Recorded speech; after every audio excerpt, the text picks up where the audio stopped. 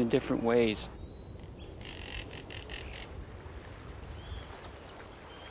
The southwest Margaree flows from Lake Ainslie and across a soft bedrock of limestone and gypsum. As a result, the channel is well defined and the flatlands that line the banks are more fertile than the northeast branch. There are settlements here.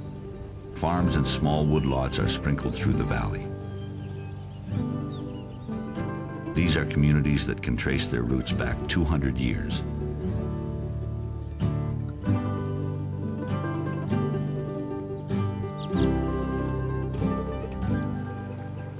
And the river remains central to a way of life that has endured for generations. It's a unique and special relationship. The real basis to the Margaree being so significant is because it's a free-flowing river that has all its ecological constituents and components still in place. And at the same time, it's been settled for over 200 years. So you have this blend of natural functioning river system plus traditional uses that the people of Margarees have benefited from and look after as stewards of the river. So that combination really makes it significant.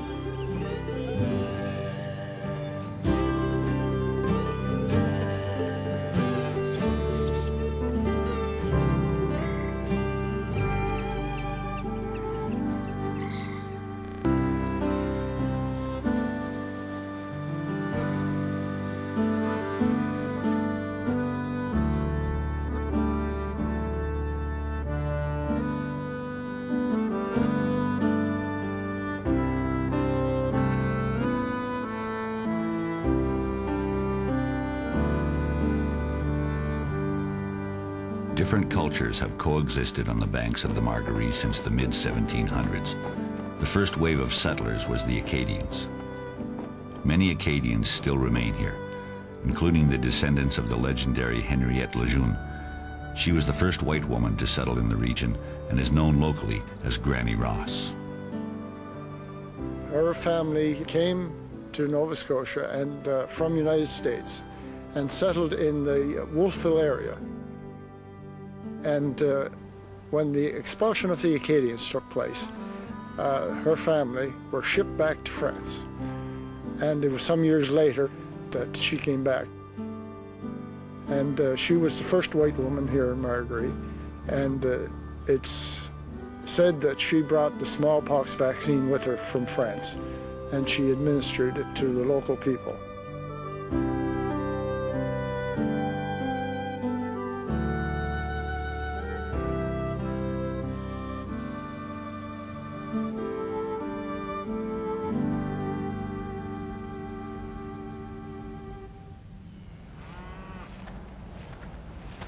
Carl Ross is a direct descendant of Granny Ross.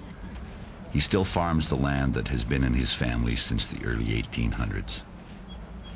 The very first Ross that moved to Margaree was James Ross, and he moved here, brought his family here in 1800. And the following year, his one brother came, and the year after that, two more brothers came. And altogether, they had about 1,400 acres. And it's still, there's one of those original farms still in the Ross family name. So we are related to the first settler and also the first settler on this property. And it has remained in our family since 1828. My house was built by my great-grandfather, Donald Ross, in the early 1870s. It gives you that sense of belonging. You know from your family history that your family has been here for a long time. So every stone that you find in the stone pile, you can relate that that was one of your forefathers that placed that there, picked it off the land as they cleared the land. It's an area that belongs to your family.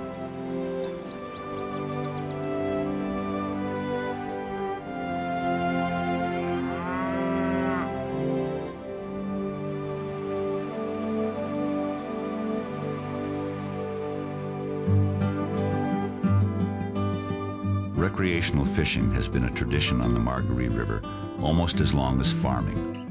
Enthusiastic anglers have been casting their lures into these waters since 1865.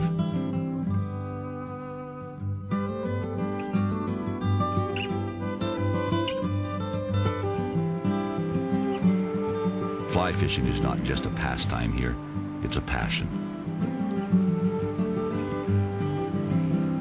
Atlantic salmon fishing is about 98% boredom. When you hook that one big fish, it's 2% of pure terror. It's excitement, it's adrenaline. It's like tying into a torpedo or a motorboat, and you have to try and bring the beast to heel, if you will. Bring it in, release it in good shape, and let it go.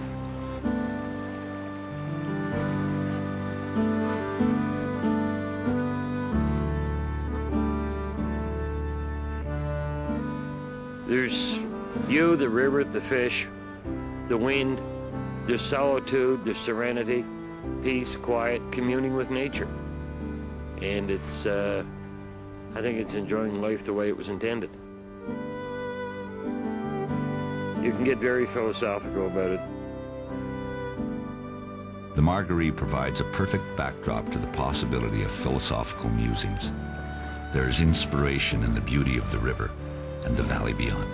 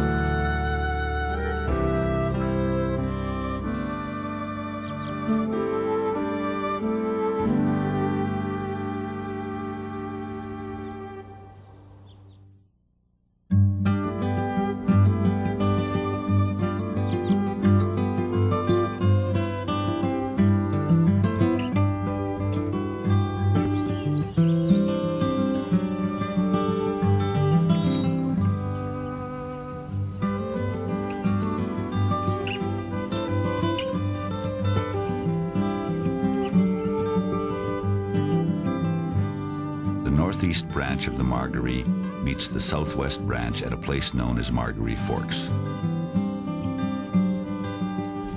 From there, the river becomes a united flow, working its way through a broad valley and out to the sea.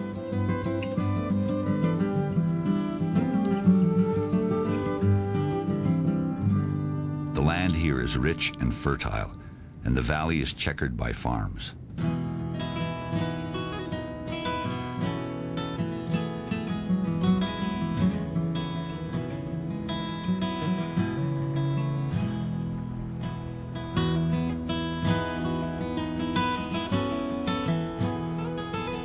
At the mouth of the river is the community of Margaree Harbor, an early settlement built on dreams that never came true. Streets were laid out, and house lots were sold as part of an ambitious plan to build a shipping and commercial hub. Instead, it became a small fishing village and a haven for artists.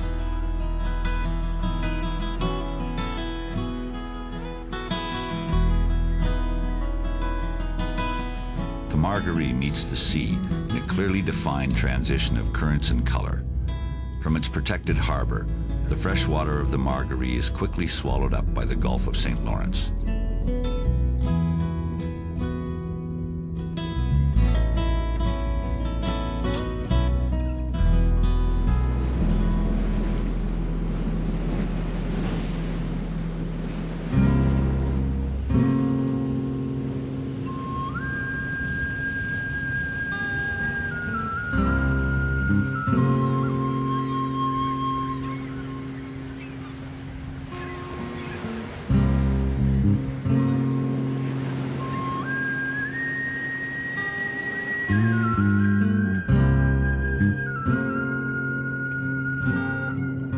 Because of its rich